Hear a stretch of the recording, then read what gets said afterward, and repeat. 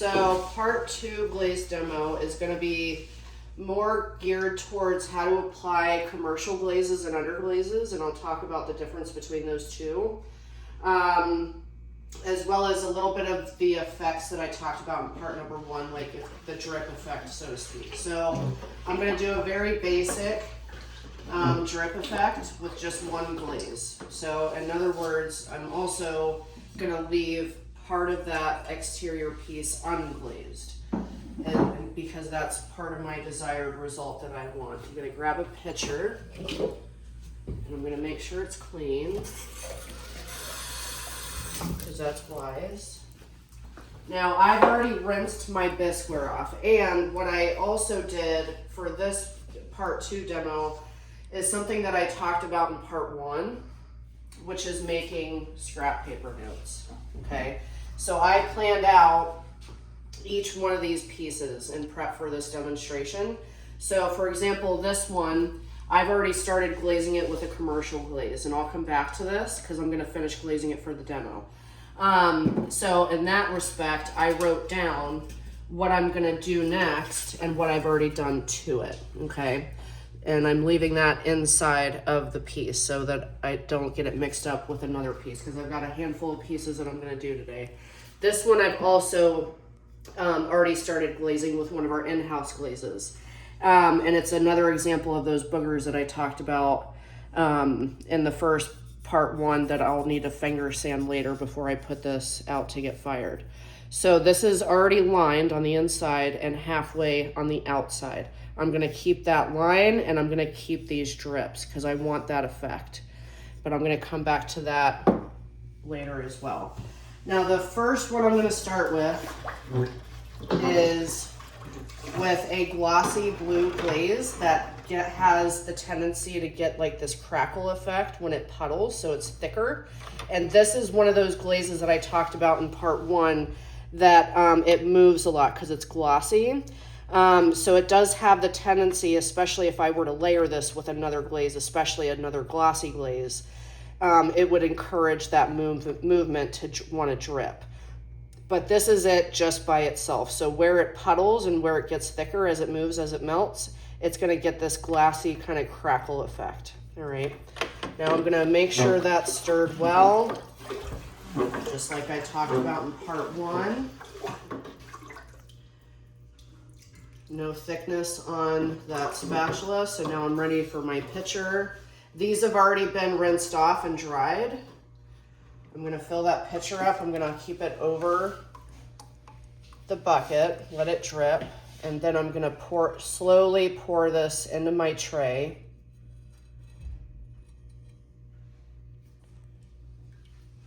It's going to fill most of that up. And then I'm just going to give this a minute, not a minute, but several seconds. I'm going to swish it around so that the top really gets that glaze, and then I'm going to slowly pour this out and rotate it. Now it's going to be uneven on the outside from that pouring of it out. All right, and I'll come back to that to clean it up. I'm going to take the pitcher out of there, take the spatula out of there. I'm actually going to give it another quick stir. This glaze is purposely slightly on the thin side because it does move so much. And I'm going to leave these drip marks from the last spot where I poured this out, and I'm going to leave this on the rim as well because I want that effect. But I am going to have to come in here once I'm done, and I'm going to have to finger compress that glaze because it's wanting to crackle in that bottom edge of the tray, and I don't want it to continue to do that during the firing. And the reason why it's doing that is because that glaze is getting pulled into that crevice. And because it's a tight square angle, there's more in that corner than there is on the floor or on the wall. Does that make sense? Mm-hmm. Okay. So that's another reason why it's wanting to kind of separate from itself in the clay. So I got to finger sand that to compress it in there. Now I'm going to flip this over and hold it by the foot and I'm gonna very quickly, if I can, if it's not too wide. That's a problem. Do you have tongs for that? I could. But I really just want to get this part of the rim that didn't get coverage. So I could just come in, and that brings me to another part of that first part demo, and just quick dip that area. But in the part 1 video, towards the end, I mentioned to another student that she could dip her piece like I just did this tray, right? Instead of doing it inside and out, you can do 1/2 like this, let it dry, hold it by that glazed part, and then dip the other side. So now that I dipped it like that, this line is gonna stay there. I'm not gonna finger sand it because I want this to have some variability. But what I do need to finger sand are those bubbles that are wanting to pop up. That is the clay absorbing that water. There's a little ASMR there. Mm-hmm. Oh, And because it was already a little damp from that first pour. If you could move your thumb so everybody can see. Sorry. Right, let's move this that way. Look at that. Yeah. Now, are you going to leave it like that? I'm going to clean up the bottom. But yeah, I am going to leave the drips. That's partly why I'm using this particular glaze, because I like the way that it drips, but I don't want to add too much glaze because of how shallow this piece is. So just a light touch with your finger.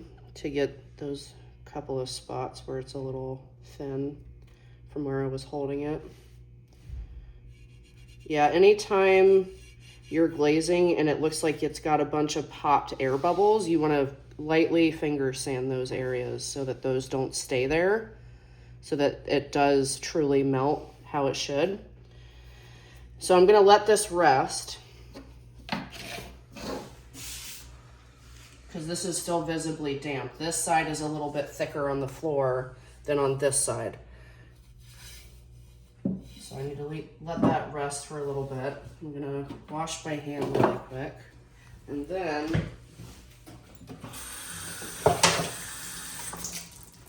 I'm gonna go over to Underglaze. So Underglaze is exactly how it sounds. It goes under a glaze, all right? It is not the same as a glaze. It's very similar, but there are some key differences in how they are produced in their chemical composition. So these are made, the best way I can summarize and compare them in language that you can easily understand is these are like acrylics for ceramics. They get fired on your piece, so they are not acrylic paint, but they are flat colors. You can be very painterly with them. But they are also a great way where you can apply them to greenware and bisque, okay? And you can be very decorative with them, whether that's like really painterly or very flat, like you want just the outside of your piece with it. And you don't have to be very particular on the thickness. So if you want it to be a little bit translucent, you can do a thin coat of it, so that you do have a little bit of transparency to it. It's not gonna be glossy unless you put a glossy clear glaze over it, okay? It's not gonna be food safe unless you put a food safe glaze over it, all right? But they do have a nice natural sheen to them if you don't put a glaze over them. Does all of that make sense? Okay. So I'm gonna use this electric blue velvet underglaze made by Amico. These are usually thicker than a glaze, all right? And ideally you typically brush these on. If you do want an opaque, flat surface with these, so in other words, you don't want to be able to see through it, you want to do 2 to 3 coats. It does depend on the color you are applying. So this one is electric blue. A lot of these pigments can tend to fade or start to become dull the higher you fire your piece to. So we fire these to cone 6, which is over 2200 degrees Fahrenheit. You can fire these to a bisque temperature, which is going to yield you much brighter color. And you don't have to And the higher you fire these two, a lot of times the colors start to change. They either become duller or start to fade. Some of them, especially lighter pastel colors, become obsolete. Like you didn't even put it on there. Like a pale pink will be back to bisque. Is exactly, yeah. So usually the darker colors or more bold colors will hold up all the way to cone 10, which is almost 2400 degrees. But we're just firing to cone 6. And some of these colors actually maintain their color by applying that clear glaze over them versus not. And some of them are the opposite. Some of them, the clear glaze will just encourage that color to fade more. And the other thing to denote, if you are going to play around with underglazes here that we have in the studio, because they're not a glaze, if you have these little chunky monkeys in there that land on your piece, you don't want to leave those there. Those are not going to melt. This is not a glaze. Okay, so it's those chunky monkeys are not going to smooth out over in the firing. So you do want to gently finger sand those off, or if you have to, use your needle tool or a metal rib and just gently scrape them away. Now, if I want a really nice clean line, which I'm not particular about with this piece, but I can come in with a sponge and clean that line up. I deliberately added this before my glaze because I do want to overlap that glaze with this blue. Okay, I'm not going to go all the way down to the foot. I'm just going to barely go over that line where I stopped with the blue, and it'll create an accent of where that overlap is, right? So I'm going to have the natural blue on the bottom half, and then here is going to be the next glaze. And then in the center is going to be where they overlap. Is this an example of an accent? Kind of, yeah, where they... right there, that's what I'm talking about. Yeah. That's kind of an example of an accent. So where this line is where that second glaze stops. So this below that point is the first glaze. Yeah. Yeah, and that's... remind me before we turn the video off, one of our classmates here tonight had a piece that just came out of the last glaze firing with a perfect example of one of those design accents with glaze that I talked about in part 1, where you dip the piece sideways on one half, turn it over, dip it in another half, and then where they overlap creates a nice design. She's got a perfect example of that. So I'm gonna let this breathe because it is, I can feel it, it's cold to the touch, so it's subtly damp from applying that underglaze, and I'll clean this off a little bit later. Now, I don't technically have to clean all of that off. The nice thing about underglaze is they don't stick like glaze does, all right? So if you did wanna use underglaze to pigment your foot, you can do that, but you still want to be careful about it. You don't want to do 2 to 3 coats of it. You just want to do one quick coat like it's a stain, okay? Because some of those can stick just a little bit. It's just not going to be nearly as bad as a glaze. But to prevent any sticking, just keep it light, okay? So I'll come back to that in a minute. I'm going to put my note back in there so I don't forget what I'm doing on the inside. Now, my next one, I'm going to line this on the inside with a food safe glaze. Okay, so I'm going to come back to my pitcher. Where did I put my pitcher? Here's a clean one. Yeah, thank you. So I'm going to fill my pitcher up. I'm going to line this with a food safe glaze. So I'm going to pour it on the inside slowly, fill that cup up close to the rim. Gonna dump that out. Pour and rotate. And I'm also gonna dip the top of that on the outside and shake off the excess so the rim isn't too thick, but I do have a little bit of difference in thickness. Now I'm gonna leave that because I know this glaze is also glossy and I like the way that drips. Yes. So like you can tell on this little cup, they purposely didn't glaze it anywhere remotely close to the foot to prevent that drip going all the way down and causing it to fuse to the kiln.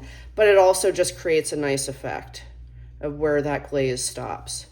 So I'm gonna leave these drips, and the second glaze that I'm going to put on is a commercial glaze that may or may not encourage that to run. So I'm going to be careful about that, but I'll show you how to apply a commercial glaze in conjunction with an in-house made glaze. So while we let that rest, I'm going to toss this in the sink. This can go in there too, because we don't need those in there. And then we're going to go to the next one. So, make sure my pitcher is clean.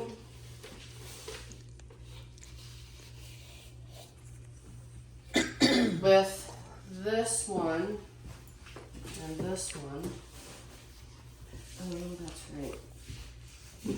Okay, I am going to use that one again. Now that I've given this one a few minutes, I'm going to clean the bottom of this so that I can finish the outside of it. Oh, it just comes right off. So you want to use a damp sponge.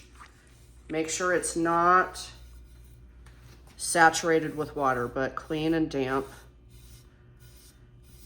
And because my piece is slightly damp from glazing it a minute ago, that glaze where I'm wiping it off is going to wipe off much easier than if I were to wait until like tomorrow to wipe it off.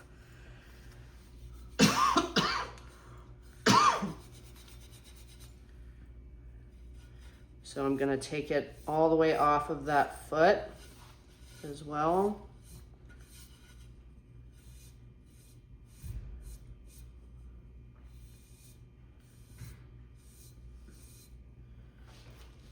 Is it better to hold it in your hand than to put it on a hard surface and do that? That's a good question. Because there's glaze on that Exactly. edge. Yep. That's why I'm asking. Yeah. So I prefer to hold it in my hand so that I'm less likely to apply too much pressure and cause myself to remove glaze from the edge.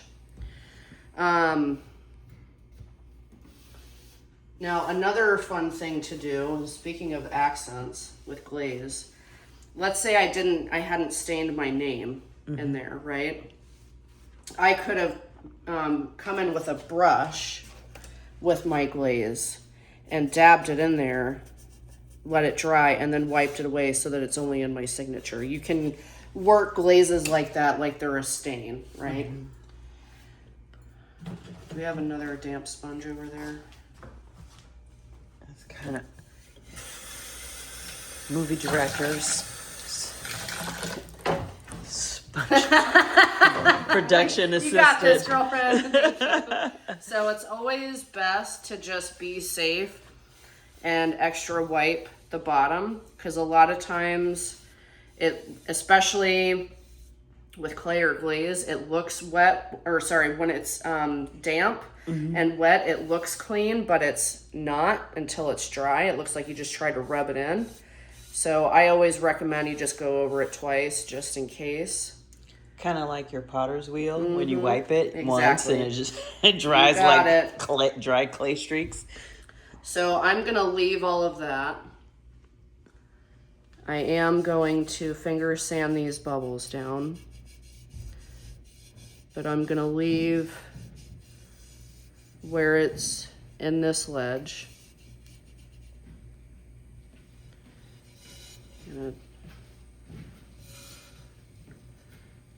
And you know what? I'm going to wipe a little bit of this away. Just to see how that pans out. I don't want that stark line. I want it to look a little bit more organic. And that's ready. I don't have to be like super tight and finicky with it if I want, especially once I know how these glazes melt. I know this is gonna melt and settle down inside of here, and it's gonna give me a nice effect. So, one. Now, this can go bye-bye too. That's already faded a little bit as it's dried. Mm-hmm. So I'm gonna come back to this guy and give it a quick stir. I know I've stirred it like 5 times. All right, pitcher. Gonna fill that up. I'm gonna come back to this, the one that I did the electric blue on. So I'm gonna fill that up slowly.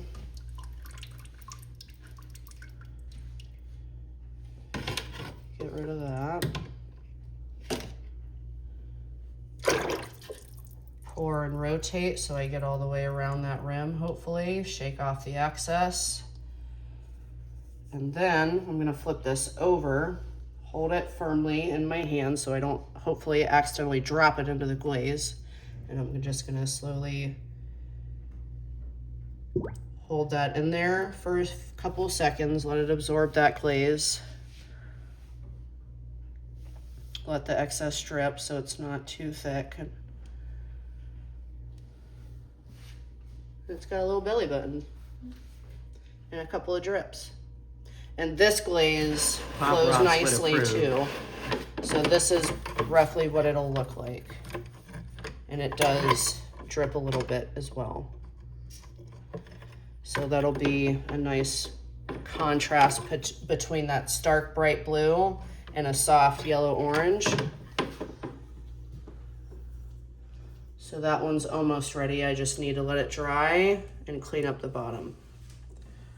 So that's how you can play around with underglaze and glaze on one piece. Any Chargers fan will love that.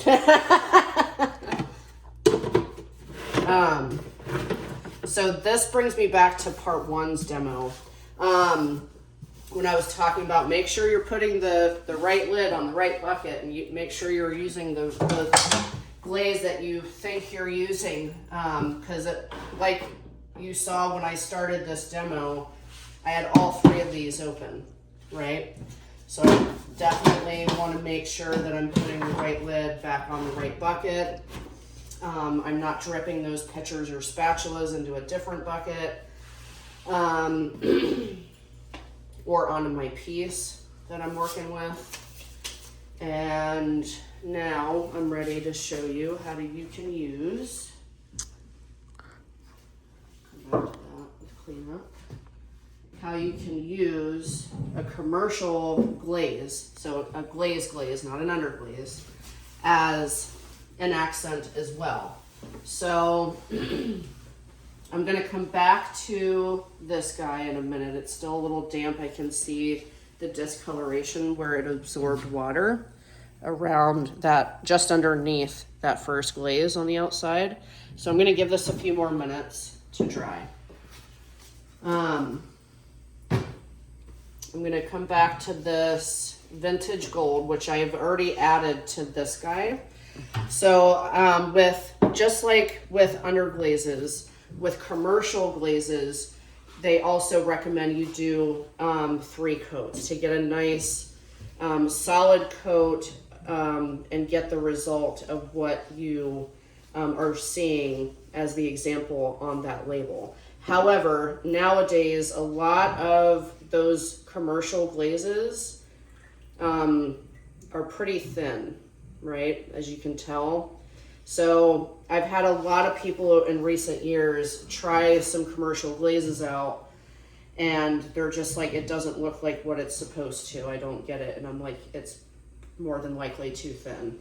And I'm like, it doesn't mean you're not doing 3 coats. It probably just means you need a better brush, one that holds a good amount of fluid, not this. So I recommend you use a bamboo brush of sorts, whether it's a hake brush like this, or a hake brush like this, or a calligraphy brush. All right, calligraphy brushes are obviously much smaller than a hake brush, but they are phenomenal at holding a lot of fluid in them and less drippage. So this vessel, I've already done 3 coats, okay, on the outside. And I did a quick coat letting around the rim to let it drip on the inside. I'm gonna now line this with a not food safe glaze, okay, in-house glaze. So that metallic green. And the reason why I chose a non-food safe glaze is I'm not gonna eat or drink out of this. So I'm not worried about that. So coming back to the stirring of those glazes. This is a full bucket as opposed to what I've been using earlier in this video, as well as in part 1's video. Those were all like half full or less. So this is gonna require me to like really stir it well and a little bit longer to make sure I'm scraping all the way around the wall of that bucket as well as the bottom.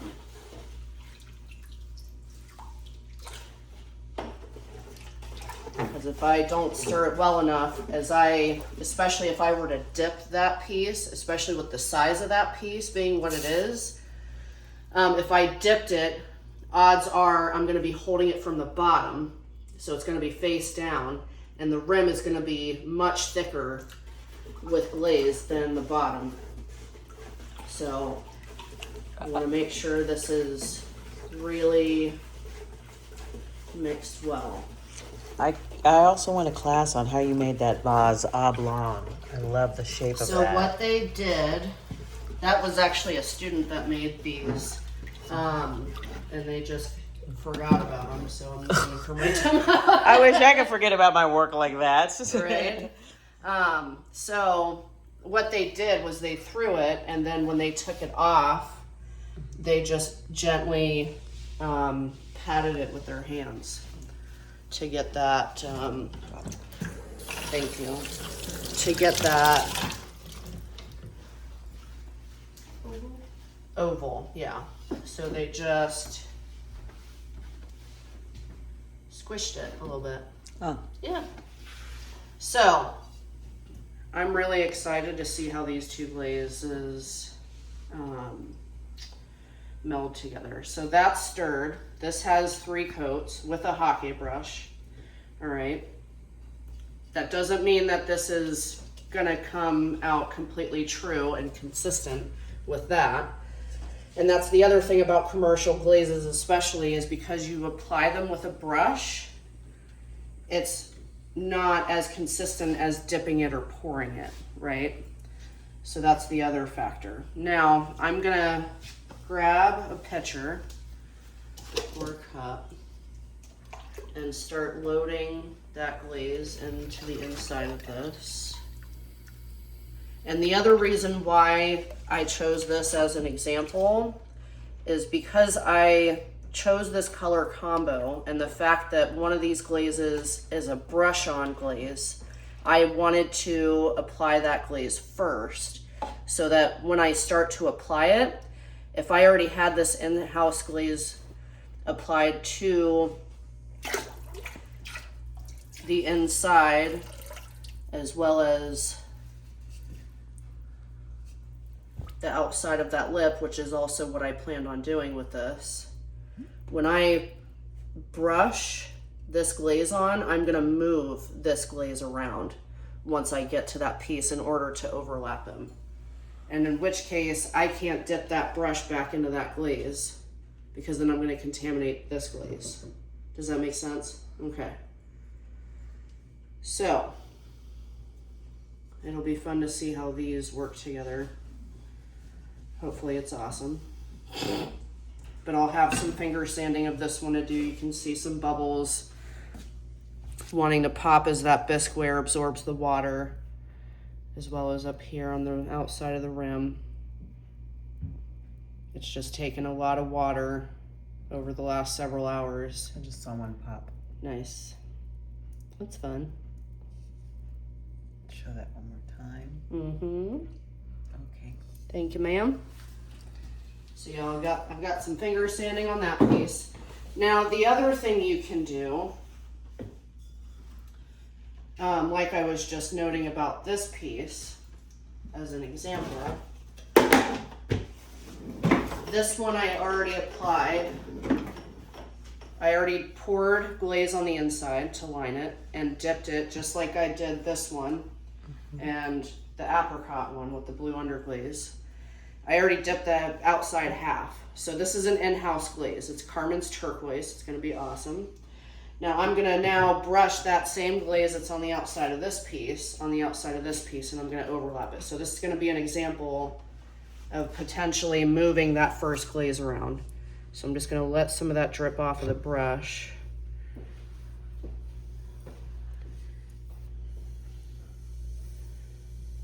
But the other thing I mentioned about these in part 1 video was because you have to brush these on, you have to give them more wait time in between coats to allow that water to evaporate or allow your bisque to dry so that it can continue to absorb more and more glaze. Because otherwise I'm just pushing that first coat around, or second coat, whichever coat you're on, and you're not really applying more, you're just moving stuff around. So I would say this is 1 coat. And I'll definitely need to clean that off because this is a glaze. So I don't want to leave that there. So I'm going to have to come back to that. How long to dry? You can tell the difference visually that this is already really drying. I would give it a good 5 to 10 minutes. But after the second coat, I'm going to need to wait longer than that. Yeah. Because it absorbs less and less water. Exactly, yeah. And this is still damp from when I did the liner glaze, even though I did that like an hour ago. But I can still feel it, it's damp, right? If you like soaked a bisqued pot in water, how long would it take to fully dry out? Like if you I do that with all of my work, and I always give it at least 24 hours. Okay, Yeah. a full day? Yeah. And that is a good way to get off like dust and stuff too? Mm-hmm. Okay. You know. Oh, so once you bisque it and let it dry, and you soak it in water and No, or you just I instead of using a sponge to wipe off my bisque, I rinse it off. Mhm. Yeah. Yeah. Just like use your hands to like dust it off or whatever as you're rinsing. Is that how you do it? Mm-hmm. Yeah. Or a sponge, but I try to refrain from a sponge because a lot of times pick it up just other gets stuff. torn off, and then that sticks to your piece, and you're like, well, that just Not just exasperated the problem, not helped curb it. So one more quick stir for this cup, and then I'll show you how you can use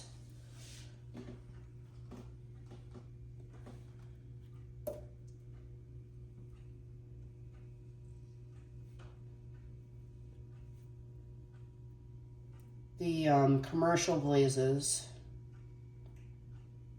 as accents over another glaze instead of actually like just a full coverage layer. Go ahead and clean that off.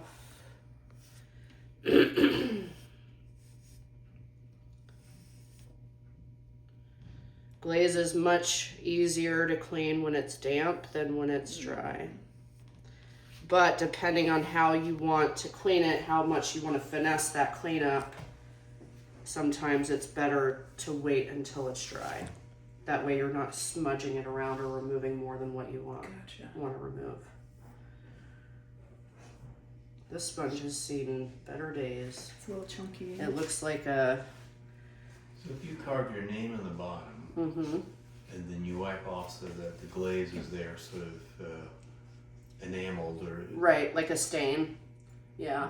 When you fire the glaze, there's not enough glaze there to cause it to stick. Typically no, but you do want to be careful, because sometimes it can just gently stick, and then you got a little booger there, and that you got to grind off or sand off.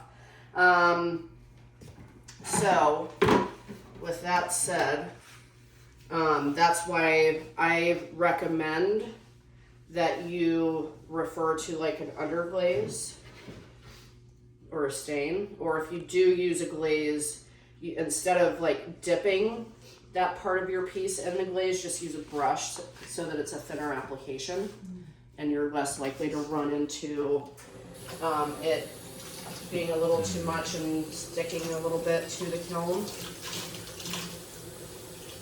Alright, so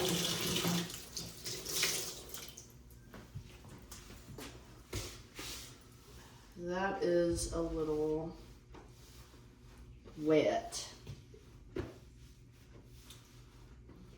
but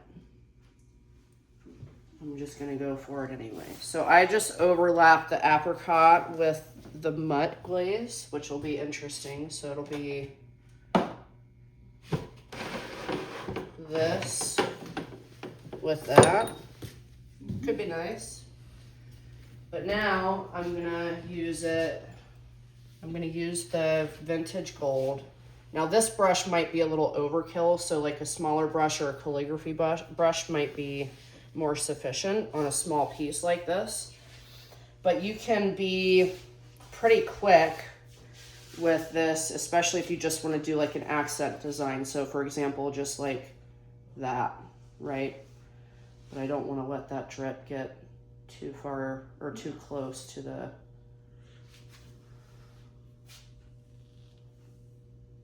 foot.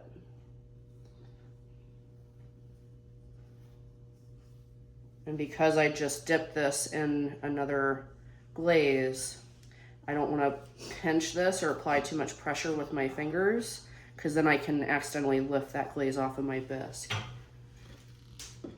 Oh, like it sticks better to your hand. What's that? Like it sticks more to your hand than the bisque at that point when it's Yeah. So something like that. Just little accents. Keep your tic-tac-toes in there. Yeah. So this is a very thin application of that glaze.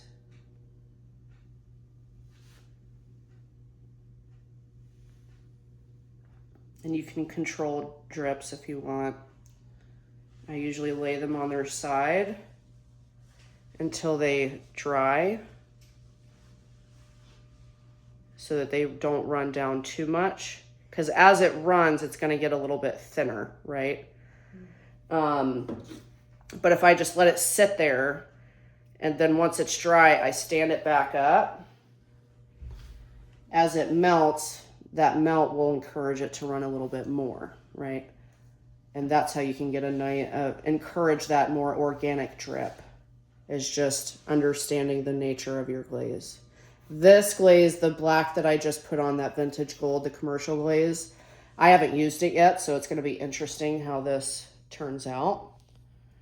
But you can see how, you know, that. Oh, it's a bit thicker where it Mm-hmm. has dripped. And that can make it more interesting with that very subtle difference in thickness. It can create a nice variation or gradation as it melts, especially since this is thinner. So it might be like more gold where it dripped heavy and Yep. kind of faded. Exactly. Exactly. Do you guys have any questions? Would you do, as you called it, finger sand? Do you sand up that stuff too, like the drips, or does that matter? Or So that I'm gonna leave, because that's intentional. Okay. I want those drips to Gotcha. be there, just understanding the nature of that glaze. so you're like promoting it to drip Exactly. there further. Okay. Exactly. Cool. But if I don't want that there, I can either finger sand it or use, especially if it's like completely dry. So if I were to let that dry until next class period, I can go in with like a carving tool or a metal rib and just gently shave it down a little bit. Fettle it. Sort Yeah. of. Okay. Yeah. Is this the part of the class where you wanted to show us what the fired double dip overlap Yes. is supposed to look like? So pause that, and then we can matte green. And then once you let that dry, you can hold it by that glaze side and dip the other half into that other glaze, that second glaze. So this here and this here is where those two are overlapping, okay? And how that can create a nice design effect. That came out really good. That looks really awesome. Yeah. Yeah, she did a good job. And same thing on the out or inside. That's really cool. Mm-hmm. This is the metallic green. So this is what I used on one of these. The inside of that one, right? That one? Yeah. I think Yeah, that's so right. this is the inside of this vessel. And then the outside is that vintage gold commercial glaze. And then this is the Carmen's turquoise, just the Carmen's turquoise. Now, if this is a good even, slightly thin coat. So if this were slightly thicker, it would have a lot more of this spotting going on. I thought that was a design. No, that's the I glaze. kind of like that. Yeah. Yeah, so that just is another good example of what I mentioned in part 1 video, that all glazes are not one and the same, right? But speaking of Carmen's turquoise, the reason why I brought this in is because that's what I lined this one with. So on the inside and the top half of this vessel, and then the bottom half, the vintage gold is overlapping with that Carmen's turquoise. So it'll be interesting to see how this kind of spotted glaze melds with this kind of spotted glaze, right? Playing around with that kind of effect. Now this example is a good example of how you can be painterly with underglazes. All right, so on the inside, she actually layered several different underglazes. And this is a perfect example of the fact that you don't have to use underglazes to get a flat, opaque surface. You can use them in like 1 to 2 quick coats so that they're a little bit transparent, and you can do layers and see the various colors that you're using. But on the outside, she was very painterly with them. So she used a fine brush and an applicator tool to get inside of the lines that she drew into the clay, and then used a brush to paint the petals and the leaves. And she has 3 holes for drainage. That's right. So is it a planter or a It is a planter. perforator? Yeah. Okay. Yeah. Or a tool. A succulent pot or something. Mm-hmm. It's a cutie. But yeah, it's her first one embarking on that. She did a good job. That's awesome. Yeah. So. I'm going to confess on tape, I accidentally hit the button with my knuckle, so this is part 3. Okay, which cool. is just the glazes for the continuation of number 1. Okay. Cool. This one's really, I like this color a lot. It's really pretty.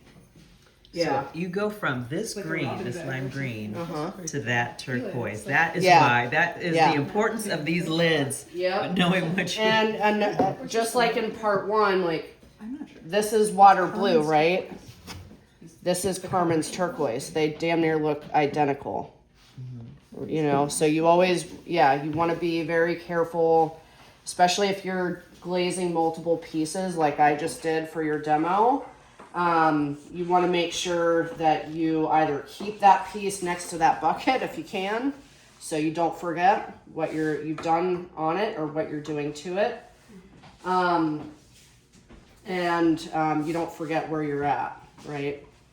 Because you will forget. So, yeah. Any more questions?